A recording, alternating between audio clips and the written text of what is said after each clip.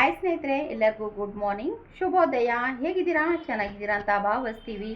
ನಾವು ಕೂಡ ಚೆನ್ನಾಗಿದ್ದೀವಿ. ಇವತ್ತೇನಪ್ಪ ಬೆಳಿಗ್ಗೆ ವಿಡಿಯೋ ಮಾಡ್ತಾ ಇದ್ದೀನಿ ಅಂದರೆ, ಸ್ನಾನ ಮಾಡ್ಕೊಂಡು ಬಂದು ದೇವರ ಸಾಮಾನು ತೊಳೆಯೋಣ ಅಂತ ಬಂದಿದ್ದೀನಿ ಸ್ನೇಹಿತರೆ. ಇವತ್ತು ವಿಡಿಯೋದಲ್ಲಿ ವಿಶೇಷ ಅಂದರೆ ದೇವರ ಸಾಮಾನು ಪಳಪಳ ಹೊಳೆಯುವಂಥ ಹೇಗೆ, ಅದಕ್ಕೆ ಹೋಮ್ ರೆಮಿಡಿ ಏನು ಮಾಡಿದ್ದೀನಿ ನಾನು ಅಂತ ಇವತ್ತು ಹುಣಸೆ ಹಣ್ಣಾಗಿರಲಿ, ನಿಂಬೆಹಣ್ಣು ಆಗಿರಲಿ, ಅದರಿಗಿಂತ ತೊಳಿತೀವಲ್ವ ನಾವು ದೇವರ ಸಾಮಾನು, ಹಾಗಾಗಿಬಿಟ್ಟು ಕಲೆ ಥರ ಕಾಣಿಸ್ತಾ ಇರುತ್ತೆ ಮರನೇ ದಿವಸ ನೋಡಿದ್ರೆ. ಇದು ಹಾಗಲ್ಲ, 15 ದಿವಸ 20 ದಿವಸ ನಾವು ತೊಳೆದಿಲ್ಲ ಅಂದರೂ ಕ್ಲೀನಾಗಿ ಇರುತ್ತೆ ಸ್ನೇಹಿತರೆ. ಹಾಗಾಗಿಬಿಟ್ಟು ನಾನು ಯೂಸ್ ಮಾಡುವಂಥ ಟಿಪ್ಸು ನಿಮಗೂ ಶೇರ್ ಮಾಡಬೇಕಂತ ಅನ್ನಿಸ್ತು. ಹಾಗಾಗಿಬಿಟ್ಟು ನಿಮ್ಮ ಹತ್ರನೂ ಶೇರ್ ಮಾಡ್ಕೊತಾ ಇದ್ದೀನಿ. ಹಾಗಾಗಿಬಿಟ್ಟು ನೋಡಿ ಸ್ನೇಹಿತರೆ, ಅದಕ್ಕಿಂತ ಮುಂಚೆ ನನ್ನ ಚಾನಲ್ನ ಸಬ್ಸ್ಕ್ರೈಬ್ ಮಾಡಿಕೊಂಡು ಸಪೋರ್ಟ್ ಮಾಡಿ ಅಂತ ಹೇಳ್ತಾ ಇದ್ದೀನಿ. ಬನ್ನಿ, ಅದಕ್ಕೆ ಏನೇನು ಸಾಮಗ್ರಿ ಬಳಸಿದ್ದೀನಿ ಅಂದರೆ, ಹೋಮ್ ರೆಮಿಡಿ ಹಾಕಿ ದೇವರ ಸಾಮಾನು ಕ್ಲೀನ್ ಮಾಡೋದು ಹೇಗೆ, ಸ್ವಚ್ಛವಾಗಿ ಫಳಫಳವಾಗಿ ಕಾಣಿಸ್ಬೇಕಲ್ವಾ, ಅದಕ್ಕೋಸ್ಕರ ಏನು ಬಳಸ್ತಾ ಇದ್ದೀನಿ ಅಂತ ಇವತ್ತಿನ ವಿಡಿಯೋದಲ್ಲಿ ನಾನು ತೋರಿಸ್ತಾ ಇದ್ದೀನಿ. ಬನ್ನಿ ವಿಡಿಯೋ ನೋಡ್ಕೊಬರೋಣ. ನೋಡಿ ಸ್ನೇಹಿತರೆ, ಈ ಹೋಮ್ ರೆಮಿಡಿ ರೆಸಿಪಿ ಅಂದರೆ ದೇವರ ಸಾಮಾನು ತೊಳೆಯೋಗೋಸ್ಕರ ನಾನು ಇದನ್ನ ಈ ಥರ ರೆಡಿನ ಮಾಡ್ಕೊಂಡಿದ್ದೀನಿ.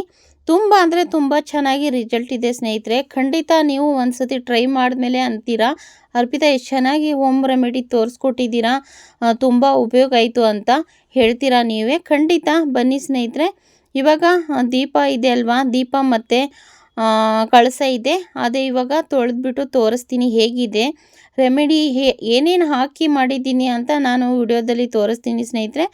ಮುಂದೆ ಇವಾಗ ವಿಡಿಯೋ ಸ್ಕಿಪ್ ಮಾಡಬೇಡಿ, ಹಾಗೆ ನೋಡ್ತಾ ಇರ್ಬೋದು. ನಾನು ಸ್ಕ್ರಬ್ಬರ್ ತಗೊಂಡಿಲ್ಲ, ಆಮೇಲೆ ಸ್ಕ್ರಬ್ಬರ್ ಬೇಕಂದರೆ ತಗೋಬೋದು. ಸುಮ್ಮನೆ ಕೈಯಿಂದ ನೋಡಿ ಒತ್ತಿ ಹಿಂಗೆ ಉಜ್ತಾ ಇದ್ದರೆ ಅದು ಆಟೋಮೆಟಿಕ್ ಕಾಣಿಸ್ತಾ ಇದೆ ನೋಡಿ ಸ್ನೇಹಿತರೆ. ಕಲರೇ ಚೇಂಜ್ ಕಾಣಿಸ್ತಾ ಇದೆ. ಎಷ್ಟು ಕ್ಲೀನಾಗಿ ಫಳಫಳ ಹೊಳಿತಾ ಇದೆ ನೋಡಿ, ಎಷ್ಟು ನೀಟಾಗಿ ಕಾಣಿಸುತ್ತಂದರೆ ತುಂಬ ಇಷ್ಟ ಆಗುತ್ತೆ ನನಗೆ. ನಾನು ಯಾವಾಗಲೂ ಇದೇ ಥರ ದೇವರ ಸಾಮಾನು ತೊಳೆಯೋದು ಸ್ನೇಹಿತರೆ.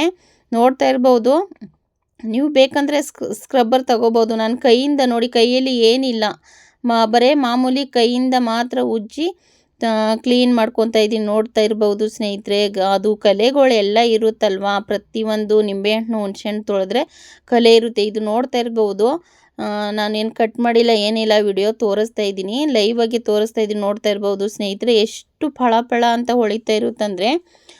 ದೀಪನೂ ಇದೆ, 2 ದೀಪನೂ ತೊಳಿತೀನಿ, ಮತ್ತು ಒಂದು ಕಳಸ ಇದೆ.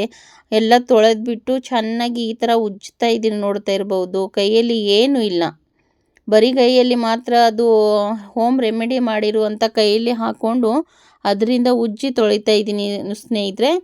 ಇವಾಗ ನೋಡಿ, ಸ್ವಲ್ಪ ಸ್ಕ್ರಬ್ಬರ್ನ ತಗೊಂಡಿದ್ದೀನಿ. ಸ್ಕ್ರಬ್ಬರ್ ಬೇಕಂದರೆ ತಗೋಬೋದು, ಇಲ್ಲಾಂದರೆ ಕೈಯಿಂದ ಆದರೂ ತೊಳಿಬೋದು. ಸ್ಕ್ರಬ್ಬರಿಂದ ಅಂದರೆ ಸ್ವಲ್ಪ ಉಜ್ಜಬಹುದಂತ. ಈ ರೆಮಿಡಿತು ನನಗೂ ತುಂಬ ಇಷ್ಟ ಆಗಿದೆ ಸ್ನೇಹಿತರೆ. ಖಂಡಿತ ಒಂದ್ಸತಿ ನೀವು ಒಂದ್ಸತಿ ಟ್ರೈ ಮಾಡಿ. ಇವಾಗ ಕಳಸನ ತೊಳೆದಾದ್ಮೇಲೆ ದೀಪನೂ ತೊಳಿತಾ ಇದ್ದೀನಿ. ಸುಮ್ಮನೆ ಹಿಂಗೆ ಉಜ್ಜಿದ್ರೆ ಸಾಕು, ಅದು ತಗೊಂಡು 15 ದಿವಸವರೆಗೂ ಏನು ಆಗಲ್ಲ ಸ್ನೇಹಿತರೆ. ಹೆಂಗೆ ತೊಳೆದು ಇಕ್ಕಿರ್ತೀವಿ ಹಂಗೆ ಇರುತ್ತೆ. ಖಂಡಿತ ಒಂದ್ಸತಿ ಟ್ರೈ ಮಾಡಿ. ದೀಪನ ತೊಳಿತಾ ಇದ್ದೀನಿ, ಯಾಕೆಂದರೆ ದೇವರ ಸಾಮಾನು ತೊಳಿಬೇಕಲ್ವ. ಅಂದರೆ ಬೇರೆದು ಇದೇ ದೇವರ ಸಾಮಾನು ಅಂದರೆ ಎಲ್ಲ ಪ್ರತಿಯೊಂದು ತೋರಿಸ್ಬಾರ್ದು ಅಂತ ದೀಪ ಮತ್ತು ಕಳಸ ಮಾತ್ರ ತೋರಿಸ್ತಾ ಇದ್ದೀನಿ ಸ್ನೇಹಿತರೆ. ನಾನು ಇಷ್ಟೇ ಇದೆ ಅಪ್ಪ ಇವ್ರ ಮನೆಯಲ್ಲಿ ಅಂತ ಅಂದ್ಕೋಬೇಡಿ, ಪ್ರತಿಯೊಂದು ತೋರಿಸ್ಬಾರ್ದು ವಿಡಿಯೋದಲ್ಲಿ.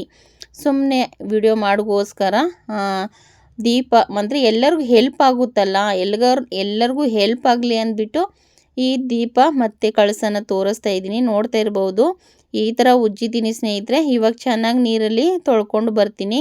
ನೋಡಿ ಸ್ನೇಹಿತರೆ, ತೊಳ್ಕೊಂಡು ಬಂದಮೇಲೆ ನೋಡಿ ಕಳಸ ಹೇಗೆ ಕಾಣಿಸ್ತಾ ಇದೆ. ಚಿಕ್ಕದ ಕಾಯಿ ಇಟ್ಟಿರೋದು ನಾನು, ಚಿಕ್ಕದಾಗಿದೆ ಕಳಸ. ಮತ್ತು ಇದು ತುಳಜಾ ಭವಾನಿ ಮೂರ್ತಿ ಇದೆ, ಅಂದರೆ ಅಂಬಾಭವಾನಿ ಶಂಭೋ ಶಿವ.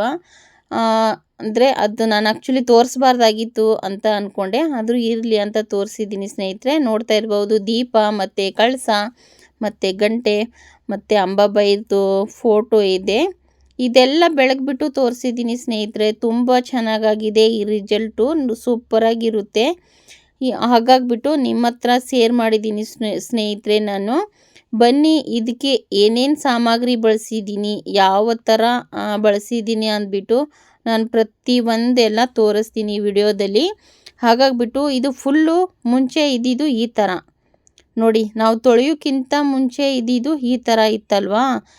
ತೊಳೆದಾದ್ಮೇಲೆ ಎಷ್ಟು ನೀಟಾಗಿ ಎಷ್ಟು ಕ್ಲೀನಾಗಿ ಕಾಣಿಸೋಕ್ಕೆ ಸ್ಟಾರ್ಟ್ ಆಯಿತು ನೋಡಿ.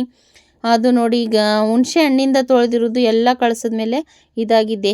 ಹಾಗಾಗಿಬಿಟ್ಟು ಬನ್ನಿ ರೆಮಿಡಿನ ತೋರಿಸ್ತೀನಿ ಇವಾಗ. ಪ್ಲೇಟನ್ನು ತಗೊಂಡಿದ್ದೀನಿ ಸ್ನೇಹಿತರೆ. ಪ್ಲೇಟಲ್ಲಿ ನಾನು ಇಲ್ಲಿ 3 ಸ್ಪೂನಷ್ಟು ಗೋಧಿ ಹಿಟ್ಟನ್ನು ಬಳಸ್ತಾ ಇದ್ದೀನಿ. 3 ಸ್ಪೂನು ಗೋಧಿ ಹಿಟ್ಟು ಹಾಕ್ಕೊಂಡಿದ್ದೀನಿ ಸ್ನೇಹಿತರೆ. 3 ಸ್ಪೂನ್ ಗೋಧಿ ಹಿಟ್ಟು ಹಾಕಿದ್ಮೇಲೆ ಮತ್ತೆ 1 ಸ್ಪೂನಷ್ಟು ಉಪ್ಪನ್ನು ಹಾಕ್ಕೊತಾ ಇದ್ದೀನಿ. 3 ಸ್ಪೂನು ಗೋಧಿ ಹಿಟ್ಟು, 1 ಸ್ಪೂನು ಉಪ್ಪನ್ನು ಹಾಕ್ಕೊತಾ ಇದ್ದೀನಿ. ಮತ್ತು 1 ಸ್ಪೂನಷ್ಟು ಅರಿಶಿನ ಪೌಡ್ರನ್ನ ಬಳಸ್ತಾ ಇದ್ದೀನಿ. ನೋಡ್ತಾ ಇರ್ಬೋದು, ಗೋಧಿ ಹಿಟ್ಟು 3 ಸ್ಪೂನು, 1 ಸ್ಪೂನು ಉಪ್ಪು ಮತ್ತು 1 ಸ್ಪೂನು ಅರಿಶಿನ ಪೌಡ್ರನ್ನ ಬಳಸ್ತಾ ಇದ್ದೀನಿ. ಮತ್ತು ಇನ್ನೊಂದು ಸ್ಪೂನು ನಾವು ಅಡುಗೆ ಸೋಡಾ, ಎಲ್ಲರ ಮನೆಯಲ್ಲಿ ಇರುತ್ತಲ್ವ, ಅಡುಗೆ ಸೋಡಾನ 1 ಸ್ಪೂನ ಹಾಕ್ಕೊತೀನಿ ಸ್ನೇಹಿತರೆ. ಗೋಧಿ ಹಿಟ್ಟು, ಉಪ್ಪು, ಅಡುಗೆ ಸೋಡಾ, ಅರಿಶಿನ ಹಾಕೋದಾದ್ಮೇಲೆ ಕಟ್ ಮಾಡಿರ್ತಾ ಒಂದು ನಿಂಬೆಹಣ್ಣು, ಕಟ್ ಮಾಡಿರುವಂಥ ಒಂದು ನಿಂಬೆಹಣ್ಣು ಫುಲ್ಲು ರಸನ ನಾವು ಹಿಂಡ್ಕೋಬೇಕಾಗುತ್ತೆ. ನೋಡಿ, ಒಂದು ನಿಂಬೆಹಣ್ಣು ನಾನು ಚಿಕ್ಕದಾಗಿ ಇತ್ತು, ಹಾಗಾಗಿಬಿಟ್ಟು ಚಿಕ್ಕದ ನಿಂಬೆಹಣ್ಣು ಬಳಸಿದ್ದೀನಿ ಸ್ನೇಹಿತರೆ. ನಿಮಗೇನಾದರೂ ಸ್ವಲ್ಪ ದೊಡ್ಡದಾಗಿರೋದು ನಿಂಬೆಹಣ್ಣು ಬೇಕಂದರೆ ದೊಡ್ಡದಾಗಿ ನಿಂಬೆಹಣ್ಣು ರಸನ ತೆಗೆದ್ಬಿಟ್ಟು ಹಾಕ್ಕೊಳ್ಳಿ. ಈ ಥರ ನಿಂಬೆಹಣ್ಣು ರಸನ ಹಾಕಿದ್ಮೇಲೆ ನಾವು ಚೆನ್ನಾಗಿ ಇದಕ್ಕೆ ಮಿಕ್ಸನ್ನು ಮಾಡ್ಕೋಬೇಕಾಗುತ್ತೆ.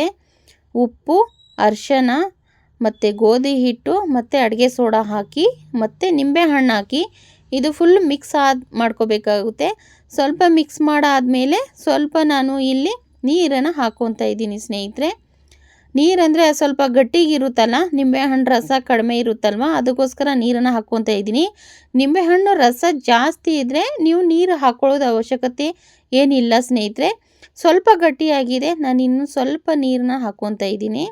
ನೀವು ಬೇಕಂದರೆ 1 ನಿಂಬೆಹಣ್ಣು ಜಾಗದಲ್ಲಿ 2 ನಿಂಬೆಹಣ್ಣು ಬಳಸ್ಬೋದು ಸ್ನೇಹಿತರೆ. ನೋಡಿ, ಈ ಥರ ಮಿಕ್ಸ್ ಮಾಡ್ಕೊತಾ ಇದ್ದೀನಿ. ಚೆನ್ನಾಗಿ ಈ ರೆಮಿಡಿನ ಮಿಕ್ಸ್ ಮಾಡ್ಕೊತಾ ಇದ್ದೀನಿ. ಖಂಡಿತ ತುಂಬ ಯೂಸ್ಫುಲ್ ಆಗುತ್ತೆ. ನೀವು ದೇವರ ಸಾಮಾನು ತೊಳಿಬೇಕಂದ್ರೆ ಒಂದು ಸತಿ ಟ್ರೈ ಮಾಡಿ ನೋಡಿ, ನಿಮಗೆ ರಿಸಲ್ಟ್ ಹೇಗಿದೆ ಅಂತ ಗೊತ್ತಾಗುತ್ತೆ ಸ್ನೇಹಿತರೆ. ಇದು ಫುಲ್ಲು ಮಿಕ್ಸ್ ಆಗಿದೆ ಅಲ್ವಾ, ನೋಡ್ತಾ ಇರ್ಬೋದು ಈ ಹೋಮ್ ರೆಮಿಡಿ ಹೇಗಿದೆ, ಯಾವ ಥರ ಇದೆ ಅಂತ ನಾನು ಈ ವಿಡಿಯೋದಲ್ಲಿ ಶೇರ್ ಮಾಡಿದ್ದೀನಿ. ವಿಡಿಯೋತು ಸ್ಕಿಪ್ ಮಾಡಬೇಡಿ ಸ್ನೇಹಿತರೆ, ನಿಮಗೆ ಗೊತ್ತಾಗಲ್ಲ. ಹಾಗಾಗಿಬಿಟ್ಟು ನೋಡಿ ಎಷ್ಟು ಚೆನ್ನಾಗಿ ಕಲರ್ ಕಾಣಿಸ್ತಾ ಇದೆ, ಯಾವ ಥರ ಆಗಿದೆ ಅಂತ ನೋಡ್ತಾ ಇರ್ಬೋದು. ವಿಡಿಯೋ ಮಾತ್ರ ಸ್ಕಿಪ್ ಮಾಡಬೇಡಿ ಸ್ನೇಹಿತರೆ. ದಯವಿಟ್ಟು ವಿಡಿಯೋನ ಎಂಡ್ ತನಕ ವಾಚ್ ಮಾಡಿ ಅಂತ ಹೇಳ್ಕೊತಾ ಇದ್ದೀನಿ. ಎಲ್ಲರಿಗೂ ಬಾಯ್ ಬಾಯ್ ಸ್ನೇಹಿತರೆ.